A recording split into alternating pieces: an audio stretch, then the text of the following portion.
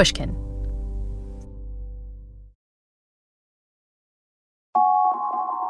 Welcome to the final episode in our Listener Questions special edition of the Happiness Lab. I have to say, I've been so humbled creating all these special episodes. We've gotten so many amazing new questions about the science of happiness. But even more importantly, this season has been a great way for me to meet listeners from around the world. But while I expected to meet lots of new fans of the podcast, what I didn't expect was for one of the listener questions we got to reconnect me with a longtime friend who I hadn't had a chance to see in a while. I think I met you like freshman year. Oh, yeah. We worked together in a psychology lab, and I was already impressed by how amazing you were in terms of your dedication and passion for psychology. I'm a little bit in denial that we're celebrating our 25th reunion. This is Dr. Amy Commander. Amy and I were friends as nerdy first years in college. Back then, Amy assumed she was on the path to becoming a neuroscientist. But during medical school, she made the pivot to studying breast cancer. Now, she's the medical director at Mass General Cancer Center and the director of the breast oncology program at Newton Wellesley Hospital. Well, you should know, Laurie, that I tell all of my patients about the Happiness Lab podcast because I feel like the lessons you teach in this podcast are important for all of us, but in particular for cancer survivors. As you can understand, a diagnosis of cancer is life-changing and very scary. And the evidence-based strategies you share in this podcast have really helped so many people. So if any of my patients are listening, trust me, they've learned about it from me. That's awesome. Amy still maintains a deep interest in psychology and the commitment to helping her patients promote their mental health in addition to their physical health. Last year, she and her colleagues completed a new book called the Paving the Path to Wellness Workbook. It's an easy-to-follow resource for cancer survivors or anyone who wants to improve their overall health and well-being. As you might imagine, the question she sent in via Twitter was really good. I'm wondering if you wouldn't mind reading it for us. And pulling it up right now. I think it would be really interesting to focus on the lessons we've learned from the pandemic and what these lessons have taught us about our happiness. As we try to return to normalcy, I think it is important for each of us to reflect on these past 2 years. Given the challenges we have all faced, what lessons have we learned about what really matters? And as we move forward, can we hold on to these important lessons and improve our own happiness? I love this question so much. What lessons have we really learned about what matters when it comes to our relationships, our jobs, and our overall health and happiness?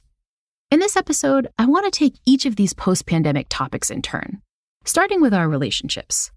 But since Amy's a huge fan of the show, I thought it'd be fun for her to turn the tables and for me to be the one interviewed for a change.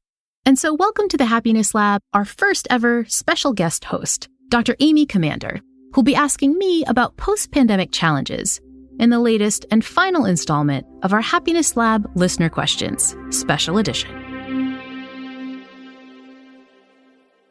Are you ready to I'm so excited. Well, I will let you take it away, maybe asking a first question about social connection. Well, I know that certainly we've really learned over these past 2 years important lessons that we've kind of taken many of our social connections for granted. I hate to say that.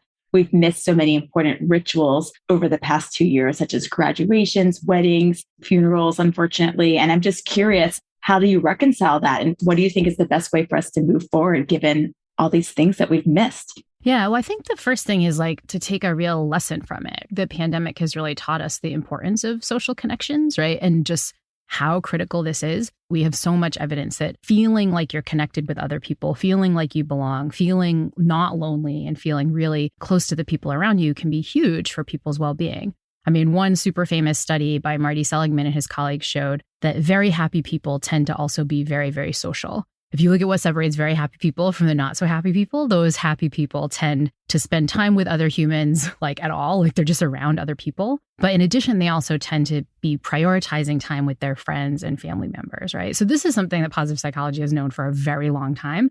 But I think the pandemic really put it in stark relief. Definitely. I mean, at so many levels, doctors and nurses and healthcare workers, our schedules changed and we weren't interacting as much. And I'm going to give you a fun example of a way we did find a way to maintain some connection during this time.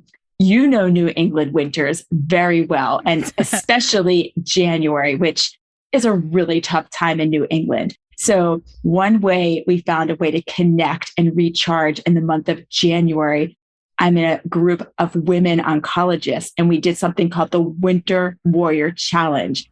Every day for the month of January, no matter how cold it was, no matter how much snow was coming down, whatever conditions, we had to get outside and do 1 mile. You didn't have to run. You could walk it. You could snowshoe it. You could cross country ski. And then we had a WhatsApp group, and we all shared pictures and assured that we were all accountable to each other. And even though we were not together in person, it really was a fun way to bond. And it actually lifted everyone's spirits during that very challenging time of that winter, January 2021.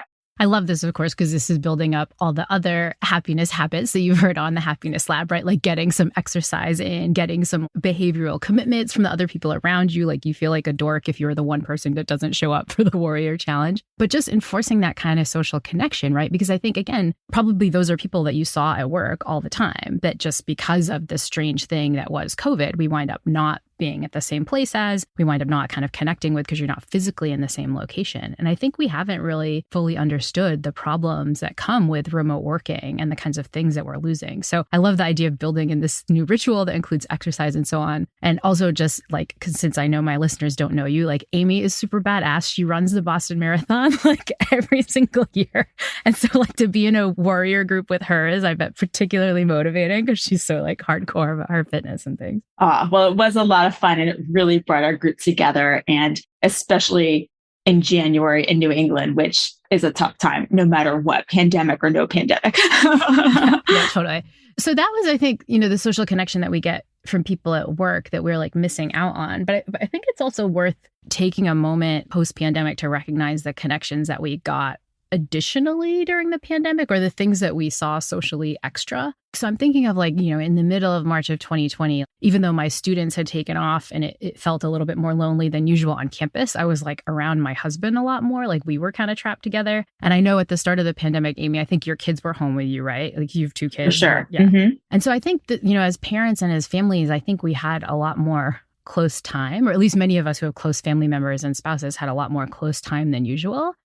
And I think for a lot of people, like that was good. Like that was like better than people expected, to just have a little bit more unstructured time with the people you care about. And I think, that was like, March of 2020 or the thick of the pandemic before vaccines and so on. But we might be starting already to take for granted how good that was, right? Like I know my travel schedule is like picking up again and I'm starting to take off more. It's like, wait, how can I build back that structured time with Mark, my husband, where we just like hung out? Or how can you build back that family time so you don't kind of lose that? Is that something you've thought about with your kids a little bit? Absolutely. You're so right. It was definitely weird to be home, a few days. I'm a doctor. I never work from home, but there were some opportunities to see patients using telemedicine, which actually was a really great innovation that really took off during the pandemic. But yeah, it was nice to kind of see my kids upstairs doing virtual school, or not doing virtual school, but and being with my husband a little bit more during the day. So there were some, if we want to use the term silver linings, that was nice to have some quality time at home with the family. Although my husband and I do share an office in our house, and we learned early on, probably that second week of March, that you cannot have 2 simultaneous Zoom meetings going on in the same room. Yeah, I mean, I think that's the thing I really want people to take away from the pandemic in terms of social connection is just to like remember what we lost and find kind of creative ways to bring it back in. I think especially for people who are still working remotely, right? We know that there's a lot being lost, the subtle like office cooler conversation, these kinds of things. And so what can you do to build up other kinds of social connection at work? Maybe they need the WhatsApp Warrior Challenge like you did. You're all welcome to join. You guys are too hardcore. I'm going to have to well, it's only 1 mile a day. I feel like that's also nice to like set it so that it's really low. But yeah, I mean, then think finding other creative ways to bring these kinds of things in, or finding ways to like reconnect with friends and family members, whether it's over Zoom, whether it's on the phone. I think as we kind of go back to normal life, we can forget the lessons we learned. And it's super important to make sure we're building some of these kinds of things in. I definitely agree with you. We received another interesting question from Christina I from Twitter. Her question is, how can you feel a little bit more normal these days? For me, I still find an overwhelming sense of anxiety by doing any small activities that involve being with people or making eye contact. I never used to be like that pre-pandemic. It feels very strange, like I'm starting over every day, just trying to get back to regular life things. What do you think about that, Laurie? Well, I think like Christina's in my brain because I feel like I feel this a lot of the time too. I mean, you and I are having this conversation and we just finished doing a big graduation at Yale where I got to see all my students who'd left in 2020 again. And that was really fun. But I just remember just being so exhausted afterwards, right? And, graduations are kind of exhausting anyway. But I think what was particularly exhausting is like, I just hadn't seen that many people. I hadn't had to have that many conversations. Didn't have that like chance to interact in that way before. And so, yeah, I kind of get it. Like, especially social activities can feel like really exhausting lately and can be kind of trickier. I don't know. Are you getting this back at work? Because you're back at work a lot more in person. Yeah, I am. But I would say I've noticed it as well, though, certainly in social interactions. Like now, galas are happening again, parties are happening again, you're around a large group of people. And, while certainly it's wonderful to be around friends and see people, and whether we have a mask on or don't have a mask on, it's just wonderful to be together. But you're right. I do find that it does feel exhausting. Like it is an adjustment. It's an interesting thing. Maybe a psychologist should study that. I think psychologists are. I mean, I think one thing to remember is like, it's easy for us to like get out of practice. We're social primates and our brains are built to be social. We're naturally creatures that can process social information, but it's also a lot of information, right? It's processing what people are saying and what their emotional expressions are doing and like tracking multiple conversations at once. And I think it's worth remembering that that's a big computational task that we get used to over time, but you can kind of get out of practice at it. And I think the general advice that I would give Christina and other people who are going through this is just to have a little bit of like self-compassion. We talk a lot about self-compassion on the podcast. It's just this idea of being kind to yourself, to recognize your common humanity. Look, everybody is going through this. Everybody just went through a global pandemic. Nobody is feeling like socially completely on top of their game right now. You're not alone.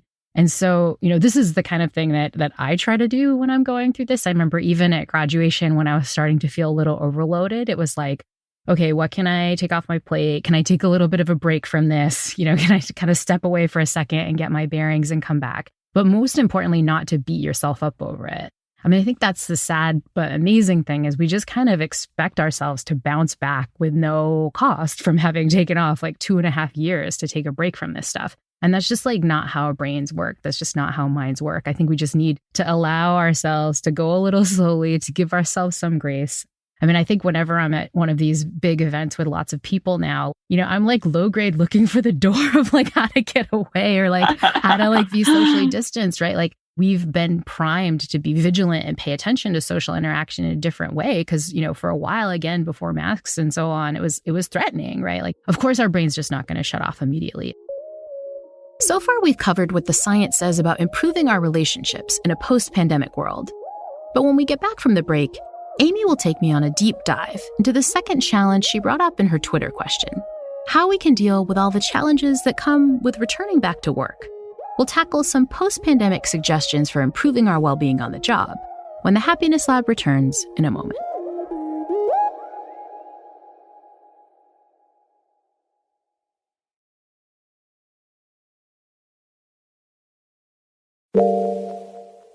I can honestly tell you that the past, I guess it's now 2 years, 3 months, has been like a roller coaster for those working in the healthcare field. And certainly we've really come together to work and care for patients during this extremely difficult time of the pandemic. But recent surveys really looking at levels of burnout among healthcare workers, those individuals really have worked so hard over these past 2.5 years and faced so many challenges. So it has been a very difficult time.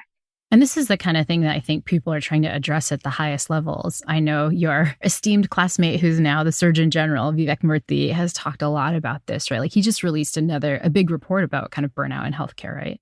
Yeah, so it was really great to see his report, but he really illustrates all the various layers that are contributing to this significant problem and some of the strategies for how we can address this. And sort of how to think about these recommendations in the context of what, so many people are going through. I think this has been really acute in the context of healthcare, obviously burnout and stress and things, but this is the kind of thing that people are facing all over the place. In fact, if I looked at the number of questions we got about jobs and burnout and stress and how to deal with that post-pandemic, that was the biggest set that we got. But in part because you're here as a healthcare person, I wanted to read one question in particular, or actually I wanted you to read one question in particular because you're me today, by one listener that we had over Twitter, Maria Alejandro. Okay. I feel like burnout was a very common experience over these past 2 years. We experienced the fear of getting sick, losing loved ones, losing our jobs, seeing others lose work, managing our realities, etc. How do we nurture ourselves from this burnout with strategies that are self-honoring? It's an awesome question and a hard question, I think. In fact, if I think to the questions that I've gotten from listeners and the things that I've found most hard during the pandemic, actually answering this question of how to deal with burnout has been the hardest one. In part just because scientifically, in terms of how burnout works, burnout has these three important components. So one of the components is, I think, the thing we think most often when we're dealing with burnout, which is exhaustion, but not necessarily just a physical exhaustion, but an emotional exhaustion. You just simply feel like you cannot handle one more thing going on your plate. Everything just feels overwhelming. That's kind of emotional exhaustion. The second part is what's known as depersonalization, but it's mostly defined as cynicism. You're just kind of annoyed at the people around you. And I think this came up a lot in the healthcare field where you talk about people in healthcare, nurses and doctors just being annoyed with their patients or just angry that they have to answer even simple questions with their patients. And this is the kind of thing we saw in the educational field with college professors being just pissed when their students had completely reasonable questions about what's going on or, this grade that they got on their exam or something like that. That's cynicism when you're just kind of want to flip off everybody that you work with, basically. So not a great thing, but and something we forget about burnout, but burnout is really this interpersonal sort of problem too. And then the third part of burnout is what's known as a sense of personal ineffectiveness. You just feel like you're not able to do what you want to do in your job anymore. I know I had this a lot working with college students, when they all got sent home and then we brought them back to do Zoom classes. And there was this deep sense of is this really even college? Am I really even giving students what they want? Even if you did your job perfectly, you wouldn't be meeting the mission that you have in your brain about what you're supposed to be doing. And those three things together suck. There are all these scales that you can take to measure how bad burnout is. But ultimately, the way you solve them is sort of twofold. One is that all of those things come with a whole host of negative emotions. And those negative emotions are things that we have lots of strategies to tackle, to regulate them and kind of allow those emotions, or even do things like exercise or healthy habits that allow you to get through those things. But a lot of those symptoms of burnout actually come from organizational structure. There might be features of the healthcare system and how it works and the structure of it that make people feel exhausted or that make people feel like it's hard to be really effective in what you're doing. I think there were definitely features of the way educational systems worked during COVID and what we were able to allow students to do that made it frustrating to work with students, that made it difficult to feel like you were making a difference and doing the job that you wanted. And so I think when we're talking about burnout, on this podcast, we can get in this habit of just being oh, here are the 5 strategies you use to get over it. And I think we can walk through a bunch of strategies we can use to deal with the negative emotions that come from burnout and how you can feel less stressed. But ultimately, I think it's important to recognize that burnout is a little bit different. It really needs to get solved structurally. And it's one of the reasons, it's so exciting to think the Surgeon General is really thinking about this in the healthcare field, right? Because I think he'll be in a unique position to think about, well, what are some structural changes the government and others can be making to healthcare and how it works to kind of make it work better? I agree 100%. And that's what's so great about his report. I mean, he really lays out specific recommendations, starting at societal and cultural factors, the healthcare system in general, organizational factors, as you note, and sort of the workplace environment. And you're absolutely right. There's so many layers to this, and it's not just one quick fix. I think at the individual level, we're grieving the fact that we feel ineffective. We're feeling frustrated, at the situation that we're facing. We're feeling frustrated with the people we work with. And there, I think we have lots of actual strategies to deal with those negative emotions, right? One is just this simple act of remembering that those negative emotions are useful. They're good signposts. They're good signals for how you should be making changes in your life to feel better. Now, I think if you're feeling some of those negative emotions, it means you do need to start thinking about how you relate to your work and how you form your identity. You might need to take a break. This is what I've decided to do next year, where I'm taking a year off from my work at Yale just to kind of get a little bit of a distance from what I was doing in terms of that stuff. But I also think that we also have lots of strategies to kind of navigate those negative emotions. And one of the ones we talk about a lot on the podcast is just use your physical body to regulate those negative emotions. When doctors would ask me, what's one tip I can use to stop feeling so stressed in the middle of the pandemic at work? I would always go back to your breath. Yes. We don't have many ways to hack into our fight or flight system, but one good way we do have to hack into that system is through our breath. The simple act of taking a couple of really deep belly breaths, especially through the belly, so you're kind of activating your vagus nerve. So much evidence that you're really turning on your rest and digest system. You're giving your body a little bit of a stress break. And as simple as it sounds, it can be really effective. On one of the top floors in the hospital at Mass General, there's actually a sign that I always stop by it when I see it and just think about it for a second. It says, "Breathe, you are alive." That's all it says. And I'll usually be in the middle of a very busy day caring for very sick patients. And I try to pause and ponder that and actually breathe. So I love that you pointed that out. And it's so powerful. Just in case the listeners don't know the mechanism, we have this sympathetic nervous system that normally pretty automatic, right? It's there if a tiger jumps out at you and you have to switch, from processing, digesting your food or doing the stuff your body normally does to dealing with this threat urgently and getting out of there. And we don't have many ways to hack into shutting that fight or flight system off, but our breath really is one of those. Just the simple act of taking a deep breath convinces your body oh, no horrible tiger jumping out at you. There can't be that terrible of a threat if you're really breathing deeply, right? So it's a way to give your body a hack so that you can turn that chilling out system back on. It can be so, so powerful. And I think in part because so many of these kinds of struggles come up in the healthcare industry, we actually had another question that came up from someone in the healthcare field. Amy, if you want to share it. Yes. So there's an anonymous question. Can you talk about the potential impacts of permanent remote work on mental health of workers? Many companies are doing this to save money, and that is valid. But curious, how is this going to affect relationships, collaboration, etc.? What will this do to the long-term well-being of people who live alone if they work remotely indefinitely? Yeah, I think this is honestly a super big question that we're only now starting to get good empirical research on, like really specifically testing the mental health and well-being outcomes of remote work, because we haven't done it on the type of scale that we're doing it now after the pandemic.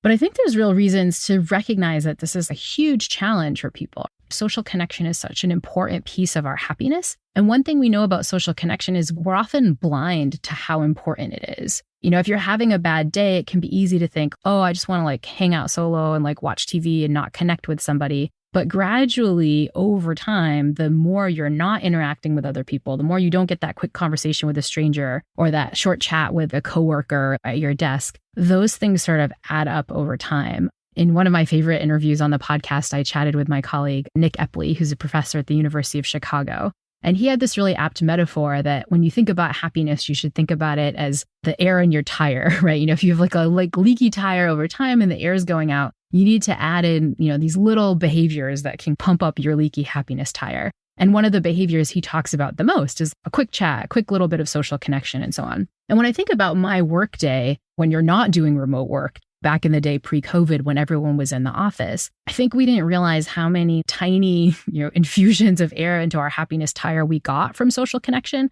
I'll chat with my office assistant and then I'll see a student in the hallway and then I'll run into a custodial staff worker and I'll chat with a professor colleague. Each one of those tiny things I'm not thinking of as a moment that's building up my happiness, but in practice they are. And so I think we haven't fully processed what is it going to mean when we don't have all of those little infusions into our happiness tire.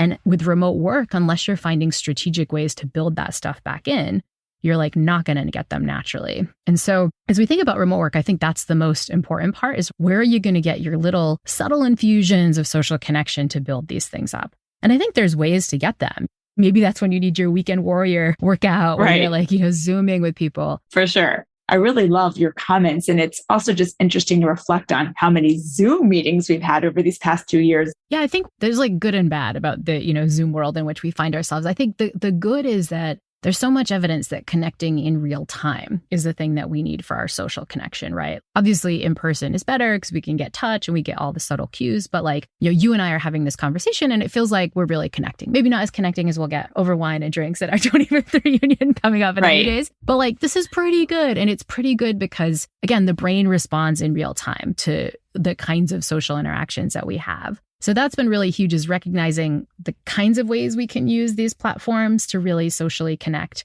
And that includes at work too. I think we often use Zoom meetings at work just to like work and just do a work thing. But we can also find ways to use technology to connect more socially and more informally with the people at work too.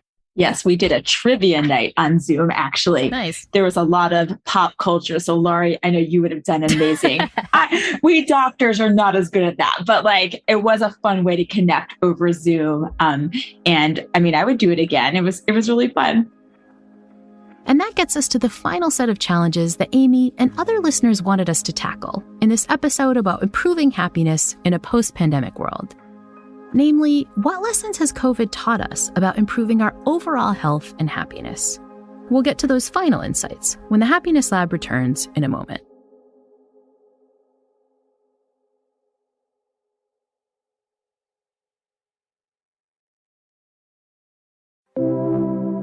It's weird thinking that we're going back to our 25th reunion, which is kind of this like milestone landmark, but it also feels weird because it feels like there's so many like milestone landmarks that we're going through.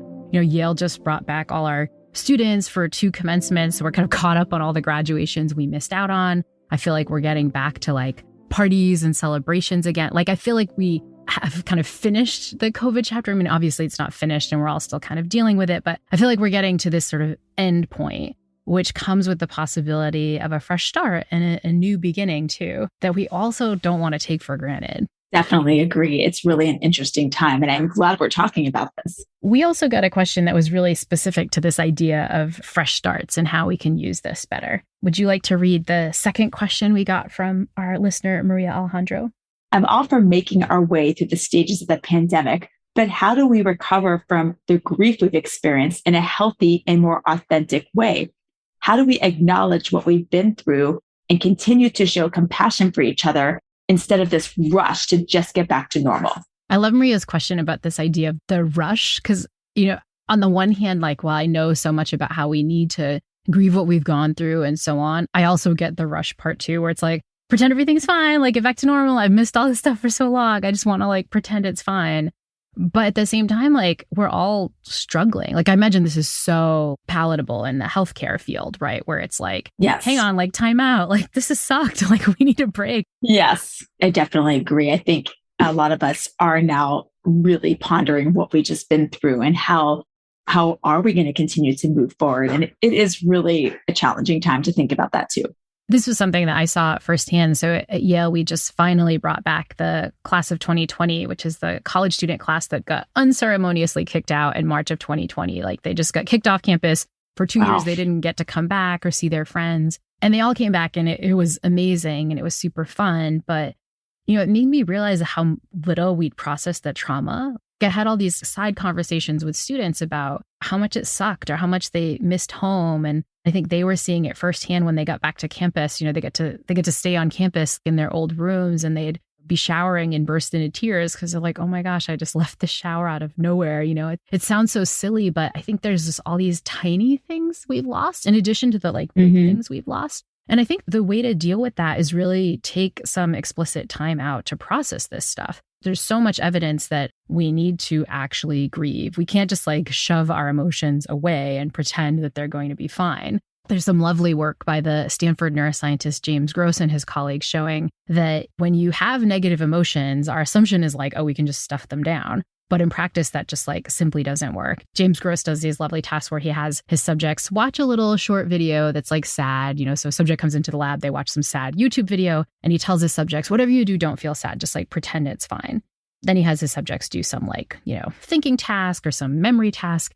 And what he finds is like people perform terribly, right? Like they do worse on a memory task. They do worse on a risk-taking task. And then also if you measure people's heart processing, they actually show signs of like cardiac stress, even in this really short laboratory task where you're suppressing this emotion. And so like if that happens when you're suppressing like your emotions about some dumb YouTube video, imagine what is happening, not just after the pandemic. We're in the midst of like fighting racial violence and climate change and war in Europe, right? There's just like a lot of tragedy and bad stuff that's happening around us. And the move of just like pretend it's not happening, just like move on with your life, it's ultimately not going to work in the way we think. I think the advice is really to give yourself some space to process this stuff. This was something that I did personally, especially after the 2020 students got back. I think I didn't realize how much I missed them and how much it sucked to lose them and to lose my community. Like I just spent some time like going for walks and just like letting myself cry when like no one was around. Oh, and it felt indulgent, but honestly afterwards it felt like,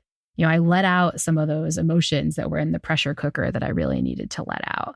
I'm so glad you did that. I don't know if the same advice is happening in the healthcare field, if this is the kind of thing doctors and nurses are doing to process some of their negative emotions too. Honestly, I think we could be doing a lot more of what you're recommending, because I think we're still on this roller coaster. At work, we're still extremely careful, wearing masks all the time. We're still facing COVID infections amongst our colleagues or our patients, of course. And so we're still on the roller coaster, but I think what you're stating right now is so important. I think we can really learn from that and have some time to really process, honestly, what we've been through, because it's been crazy.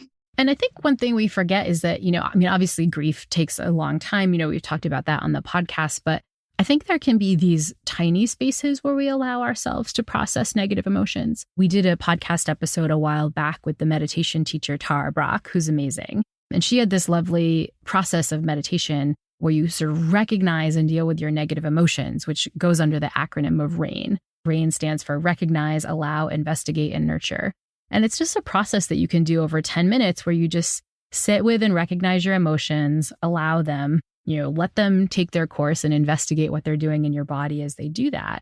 And then you take time to nurture yourself. And the reason I bring it up is, again, it's a process. You have to take the time, you have to put the work in to do it. But, it takes like 10 and 15 minutes. In the 10 and 15 minutes that we're, scrolling through some scary news, you can take time to sit with a little bit of the sadness that you have or the frustration that you have. Like all the things we talk about in the podcast, you have to actually sit down and do them and you have to commit to them, which doesn't seem like super fun. Like it's easier to distract yourself and get some like little dopamine hit from your social media. But if you give yourself the space to process that stuff, you can process it and you can actually get through it and do better. Yeah, I absolutely agree with you. I think that's great advice. And certainly I share those tips and recommendations with my patients as well, because it's really excellent advice. Final thing I want to end with is that, I think as we think about this nasty and awful time, which it was awful and nasty, and it's worth recognizing like just how much it sucked. I think another thing we forget, though, is that like these awful times can really build us up in ways we don't expect. It was really at the start of the pandemic that I started to like learn more about the work on what's called post-traumatic growth. We've all heard about this idea of post-traumatic stress, and we know that trauma and stressful situations can be awful for us and cause all these negative consequences. But there's also lots of evidence for what's called post-traumatic growth, which is like after some nasty event, you feel better, you feel more resilient, you feel stronger. In many cases, you feel more socially connected. Post-traumatic growth is often talked about in the context of really scary medical diagnoses, right? Like a cancer diagnosis, Obviously no one would want that. But I'm sure as an oncologist, you've also seen that people sometimes respond with feeling like resilience. If I can get through this, I can get through anything. Like they make these deeper social connections and so on. And so I think we have to not forget the power of our psychological immune system, that even in the midst of really bad stuff, we can start to feel better with the right strategies. I love that. I'm so glad that you brought up that concept, because I've recently been learning more about post-traumatic growth as well. And I fully agree. It certainly applies to all of us who have lived through this very challenging time of the pandemic, but also it's a strategy that I do talk about with my patients as well. I mean, again, I agree with you. Nobody wants a diagnosis of cancer, but after a diagnosis of cancer, sometimes it is an opportunity for an individual to really question, like, what is important to me? How do I want to move forward? What are changes I might want to make in my life with my job to continue to move forward? And I think it's a really powerful concept. And I think this is a really nice spot for us to end because, if all of us took this yucky, terrible time in the pandemic to think about exactly those changes we want to make, what are the changes we want to make for our health in terms of our job, in terms of the way we live our life, in terms of the strategies that we use to navigate our day-to-day lives. If all of us ask that question really seriously and put in some new strategies intentionally, I think we could all be healthier and happier and use this moment as like a really good fresh start rather than just like a nasty time that we're all getting through. And so it's a nice way that we can all harness the pandemic to help our health and our happiness. Amy, you're the best podcast host. You should just like take over the Happiness Lab. You're amazing. I just could listen to Dr. Laurie Santos all day. Huge thanks to my longtime friend and former lab buddy, Dr. Amy Commander, for submitting such a great question and for doing such a fabulous job as our inaugural guest host. That's a wrap for the Happiness Lab Listeners' Questions Special Edition, but we'd still love to hear from you. So keep sending in your questions and all your ideas for new episodes. We'll be back in September with a full season of new shows. We'll be tackling topics like how to handle regret, how to become happier parents, and how to use our environment to boost our mood. Until then, stay safe and stay happy.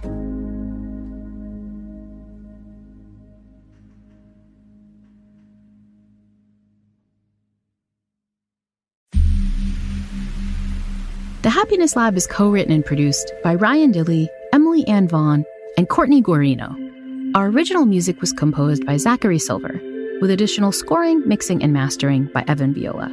Special thanks to Mia LaBelle, Heather Fain, John Schnars, Carly Migliori, Christina Sullivan, Brant Haynes, Maggie Taylor, Eric Sandler, Nicole Morano, Royston Preserve, Jacob Weisberg, and my agent, Ben Davis. The Happiness Lab is brought to you by Pushkin Industries and me, Dr. Laurie Santos. To find more Pushkin podcasts, listen on the iHeartRadio app, Apple Podcasts, or wherever you listen to your podcasts.